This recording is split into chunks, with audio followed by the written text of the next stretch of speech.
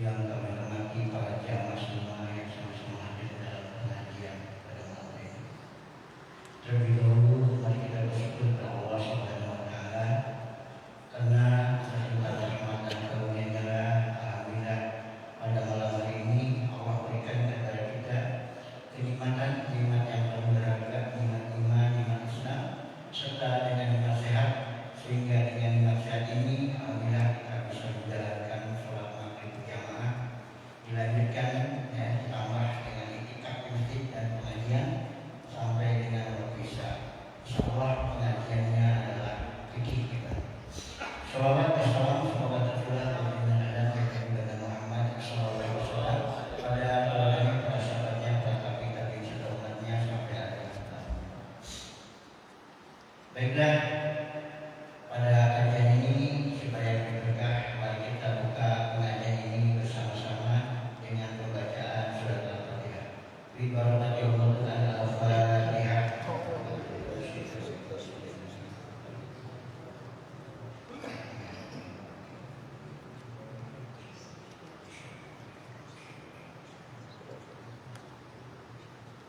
Terima kasih. Dengan segala hormat kepada pengajian ini.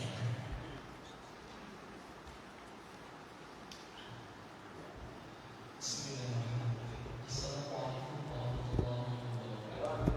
Waalaikumsalam warahmatullahi wabarakatuh. Alhamdulillah, wassalatu wassalamu ala rasulillah wa ala alihi wa sahbihi wa man wala, wa la hawla wa la quwwata illa billah.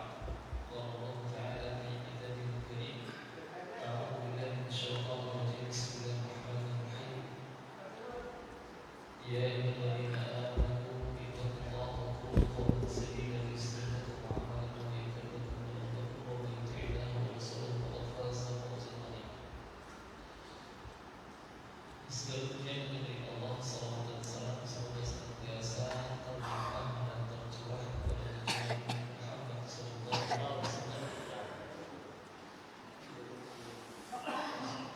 keluarga dan para sahabatnya serta hidupnya yang senantiasa memberikan seluruhnya yang kita senantiasa berdoa kepada Allah semoga Allah merahmati hidup kita seperti Sayyidina Muhammad. Allahumma inna nas'aluka ilman nafi'an wa rizqan thayyiban wa 'amalan mutaqabbalan.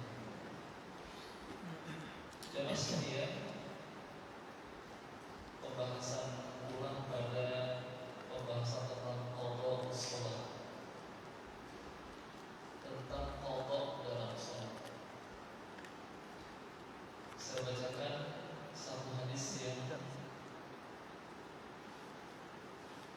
mengawali pentingnya salat ini. Karena salat ini satu amalan yang para ulama menyebutkan bahwa manzilahnya la ta'diluha ayyat ibadatul ukhra. Kedudukan daripada sholat ini tidak ada yang menyamai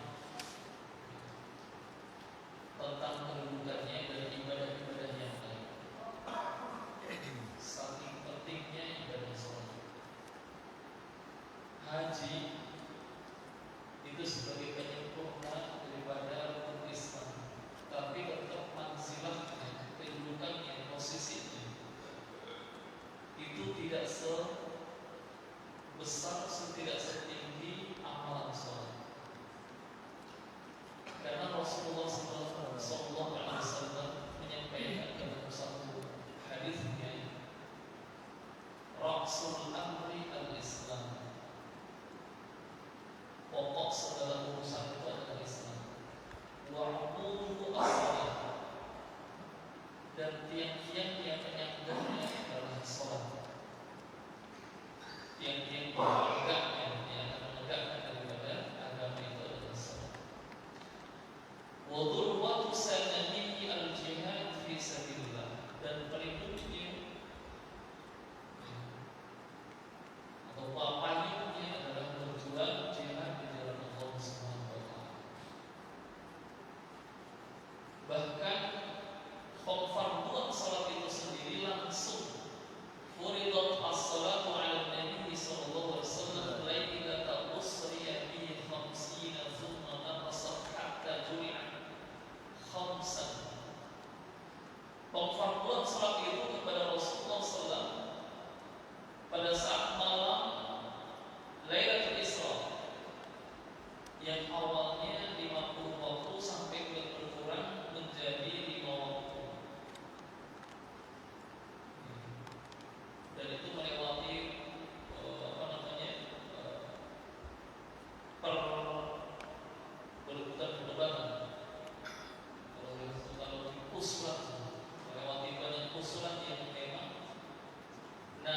Musa alaihissalam dengan sifatnya yang kritis itu ternyata memberikan keberkahan kepada umat Nabi Muhammad. Ya, jadi kritisnya Nabi Musa itu memberikan keberkahan kepada umat Nabi Muhammad. Karena Nabi Muhammad itu Nabi yang paling santun, yang paling baik, mengumpulkan semua sifat-sifat Nabi sebelumnya.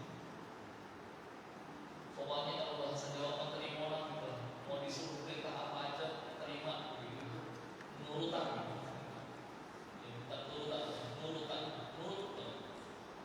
Saat Allah memberikan perintah 50 waktu udah tanpa berpikir panjang, rasa syukurnya Rasulullah itu udah terima. Tapi ternyata dialognya dengan Nabi Musa menjadikan kemudian Rasulullah itu disuruh balik. Pikir-pikir itu juga Nabi Musa mengusulkan agar kita dikurangi. Sampai kepada waktu yang telah Allah Subhanahu wa taala, bahwa waktu salat adalah waktu yang kita mauquta, telah Allah tentukan waktunya, tidak boleh sembarangan. Haji juga sama, tak boleh juga sembarangan. Tapi tetap saja manzilahnya, kedudukannya tidak kemudian setara dengan salat. Oleh karena terkait dengan pembahasan qada shalah bagi mereka yang ini terkait nanti meninggalkannya apakah dengan sengaja. Qada itu buat sekalian, makna qada itu adalah melaksanakan waktu sholat pada luar waktunya. Jadi melaksanakan kayak contoh misalnya mengqada sholat maghrib, ya, mengqada sholat maghrib pada waktu isya. Kayak misalnya kan nanti ada asbab-asbabnya ya. Kalau safar boleh dijamak ya, tapi kalau orang yang tidak safar lupa belum sholat maghrib tapi udah waktu masuk isya, maka niatnya bukan niat menjamak, tetapi niatnya adalah mengqadha. Itu beda ya. Karena diperbolehkan menjamak itu menggabungkan antara dua waktu, maghrib dengan isya, zuhur dengan asar. Subuh tidak bisa digabungkan, dia berdiri sendiri. Itu yang namanya jamak. Kalau qasar, taksir, mengurangi ya.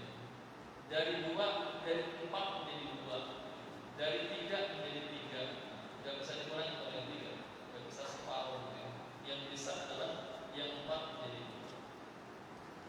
Ittafaqal ulama ala anna qada' as-salati wajibun 'ala an-nasi wan naim lima taqaddama min qawli Rasulillah sallallahu alaihi wasallam innahu laysa fil nawmi tafriqun innama tafriq fil yaqظah fa idza nasiya ahadun fa shalat aw nama 'anha falyusalliha idza dzakaraha. Ini hadis yang dijadikan sebagai dalil. Jadi qada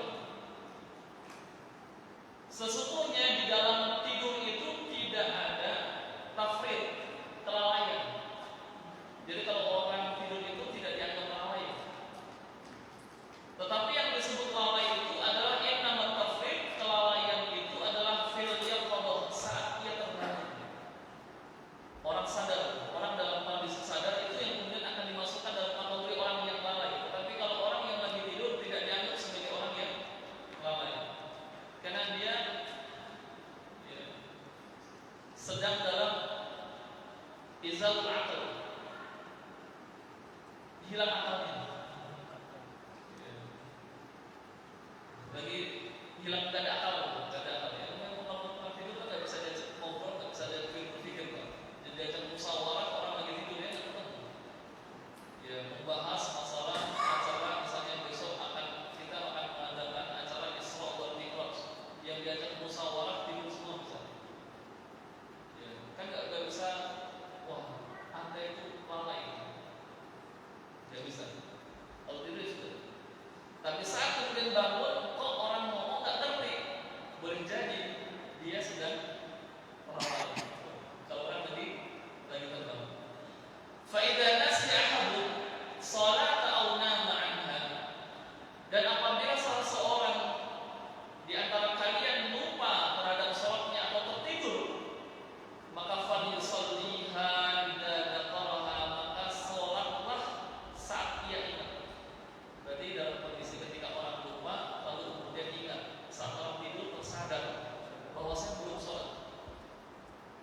Ada juga orang yang tertidur bangun belum juga tersadar bahwa dia belum sholat.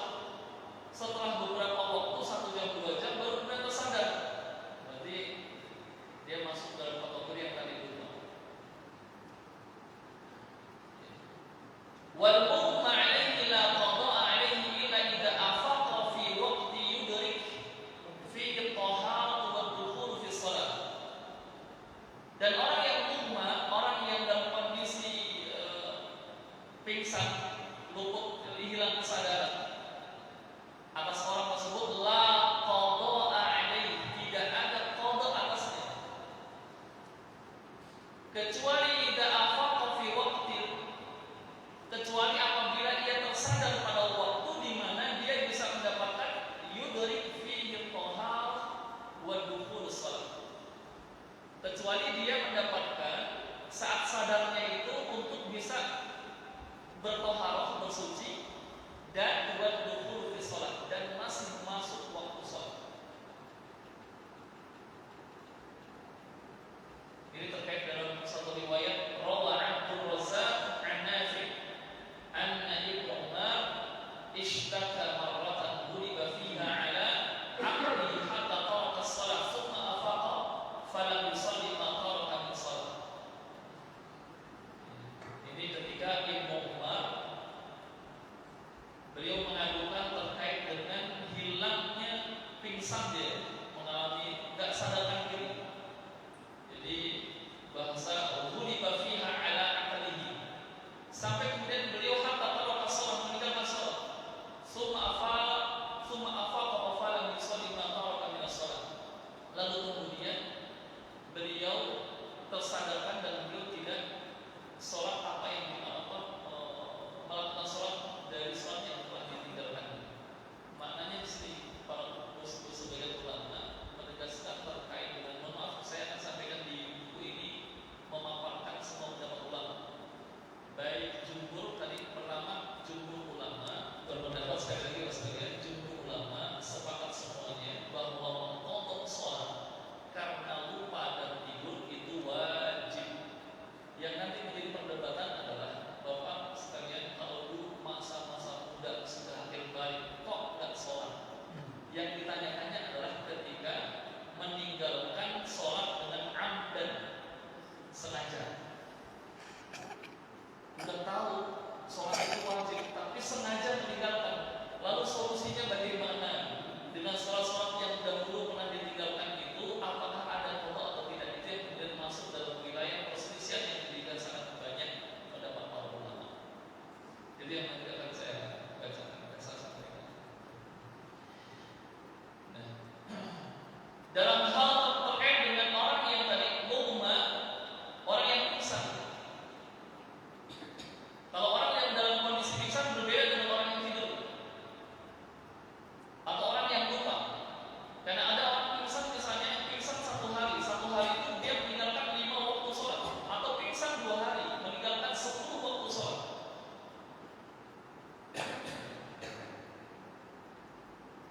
10 waktu sholat. Dalam kondisi yang dia meninggalkan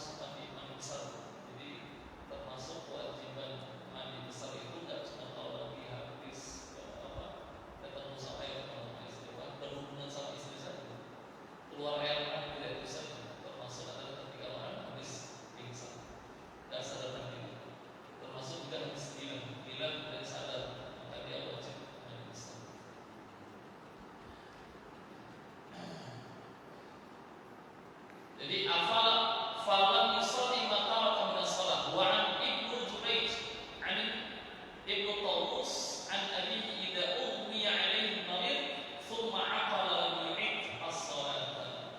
Demikian juga pendapat ini dari Ibnu Jurayj, dari Ibnu Tawus, dari ayahnya, idza ughmiya alaihi marid, apabila seorang yang sakit itu mengalami yang namanya pingsan, tidak sadarkan diri, thumma aqala lam yu'id as-salat, dan kemudian dia tersadar, sadar kembali, maka dia tidak perlu untuk mengembalikan atau kembali kepada melakukan salat. Artinya dia tertinggal. Ini dalam kondisi yang tadi kan beda kalau dia lupa atau tertidur. Kalau lupa atau tertidur, walaupun nanti ada sebagian yang berpendapat di kalangan Syafi'iyah berpendapat kalau ini yang nanti akan jadi, kalau orang yang tertidur dan lupa saja diperintahkan untuk mengqadha sholat, maka terlebih lagi. Maka ini kemudian di kalangan jumhur ulama mewajibkan qadha dalam sholat itu pengkiasan dari hadis ketika Rasulullah memberikan perintah untuk sholat, fal yusalliha idza dzakaraha, maka segera sholat pada saat dia ingat. Hanya kemudian pada saat dia ingat itu harus langsung atau bisa dilakukan setelahnya. Itu pun terjadi perdebatan.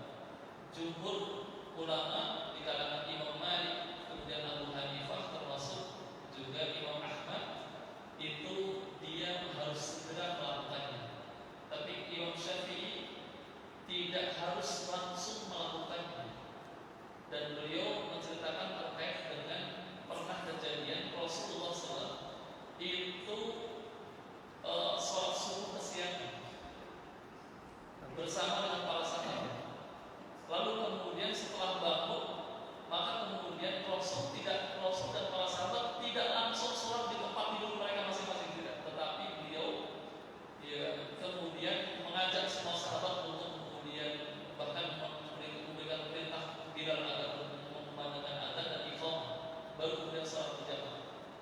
Yang itu kan dijadikan dalil oleh Imam Syafi'i sebagai dalil bahwa diperbolehkan tidak langsung kita melakukan mengqadha sholat saat ingat, tetapi bisa diundur sebelum qabla dukhulil waqt atau ba'da dukhulil waqt, sebelum masuk waktunya sholat atau setelah masuk waktunya sholat. Terkait dengan kaifiyahnya saja, menurut saya kaifiyahnya itu kan kalau yang namanya qadha sholat itu ya sebagaimana kita sholat. Cuman yang tadi yang jadi masalah banyak pertanyaan adalah saya tidak sholat dari umur 15 tahun ketika awal saya akil balik, kemudian sampai saya menikah 25 tahun, berarti 10 tahun saya tidak sholat misalnya. Kira-kira Pak menghitungnya dan kemudian cara mengqadhanya bagaimana, itu yang kemudian tadi di kalangan para ulama berbeda pendapat dalam mengqadha.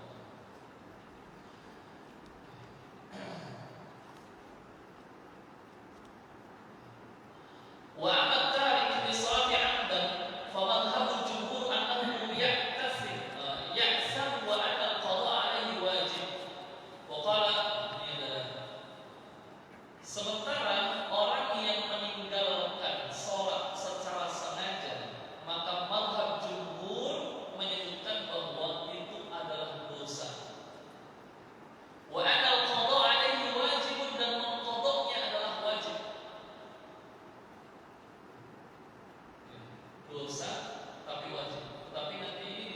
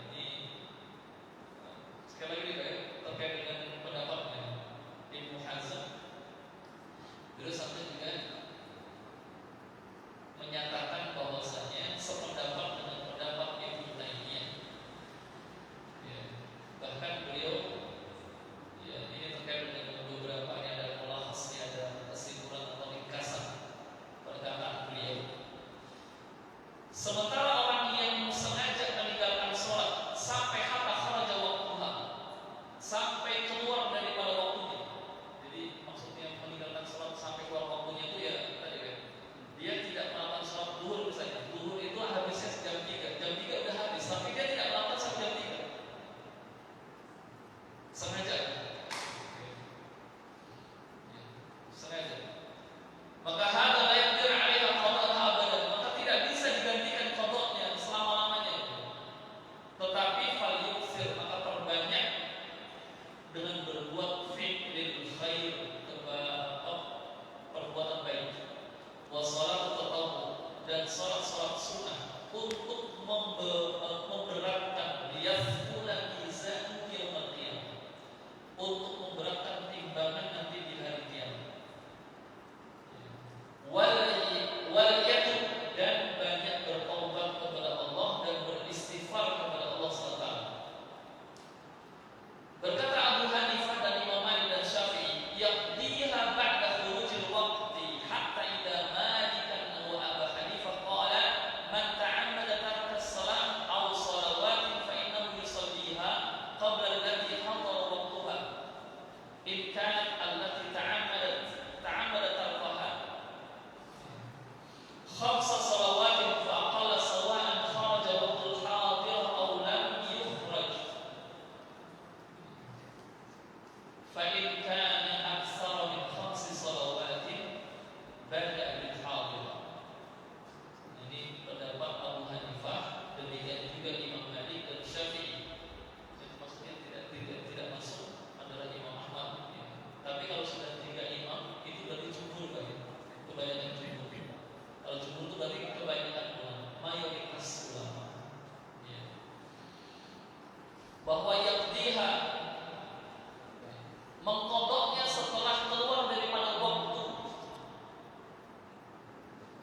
Demikian juga perkataan Imam Malik dan Abu Hanifah, mereka keduanya mengatakan siapa saja yang sengaja meninggalkan sholat, satu sholat atau beberapa sholat, maka dia sholat, melakukan sholatnya qabla allati hadara waqtuha, maka dia melakukannya sebelum datang waktunya. Berarti kalau sebelum datang waktunya itu, kalau sholat maghrib dia sebelum maghrib, sebelum datang maghrib dia sudah mengqadanya. Jadi gimana caranya Pak? Caranya kalau misalnya bawa sekalian setelah pada sholat duhur misalnya, saya pengen mengqadha sholat asar, habis sholat duhur langsung qadha sholat asar, bukan mengqadha sholat duhur yang kemarin. Itu namanya apa ya? Namanya qadha.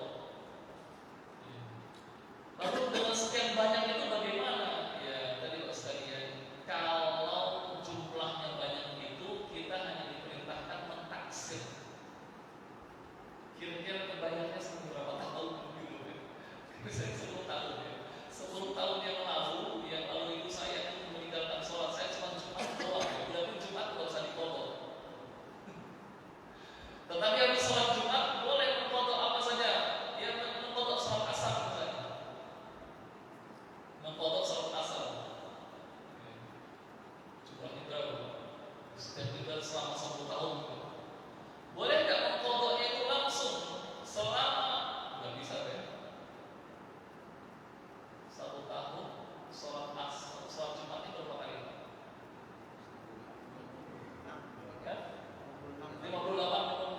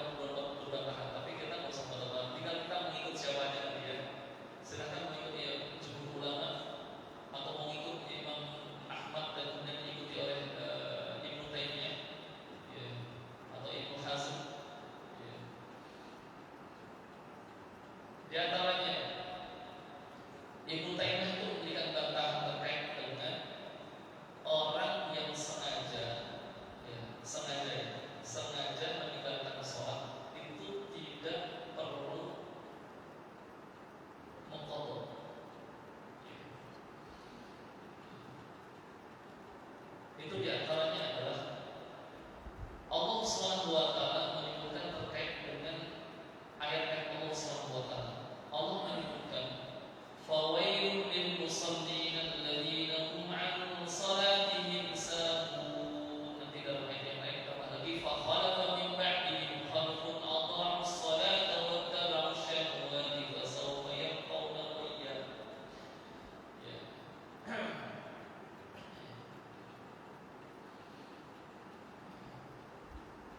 Sekiranya Allah menentukan, ini bahasa beliau ya, sekiranya Allah menentukan tentang qada dalam sholat yang ditinggalkan dengan sengaja, maka tidak ada harusnya, tidak ada mulamatan, celaan terhadap orang-orang yang meninggalkan dan melalaikan sholat. Sekiranya bahwa mengqadha sholat itu wajib atas orang yang meninggalkan dengan sengaja, ya, maka tidak harus ada celaan. Kenapa? Karena itu sudah cukup tertutupi dengan qadha-nya, sehingga ayat Allah SWT mencela fawailul lil musallin alladziina hum 'an shalatihim sahun. Tapi lagi-lagi di kalangan jumhur ulama, Imam Syafi'i termasuk cerdas sekali. Tadi yang saya sampaikan, kalau Allah Subhanahu wa taala, Rasulullah SAW menentukan terkait dengan orang yang lupa dan tidur saja diperintahkan untuk mengqadha, maka terlebih lagi orang yang meninggalkan dengan sengaja. Ini lupa dan tertidur saja suruh qadha, maka terlebih lagi bagi orang yang meninggalkan dengan sengaja.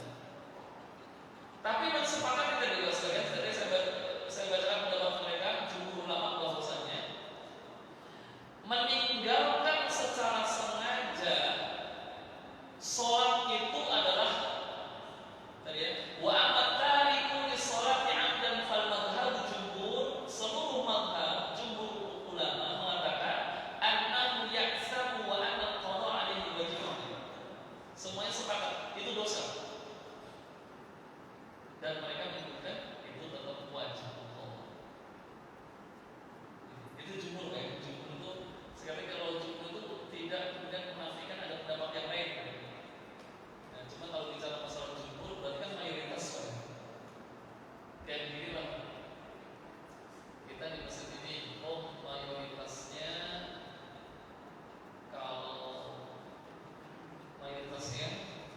kalau saya batal dulu saja. Mayoritasnya kita ini mayoritas jamaah al-Baqarah itu kalau salaman sama istri batal, mayoritas. Itu namanya jumhur, kebanyakan, mayoritas.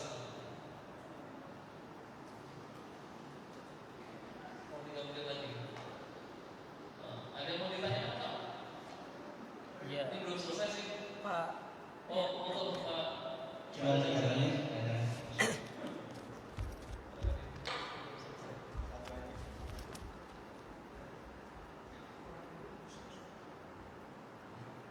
Assalamualaikum warahmatullahi wabarakatuh. Terima kasih atas waktu yang diberikan. Tadi sudah jelas Ustaz menyampaikan.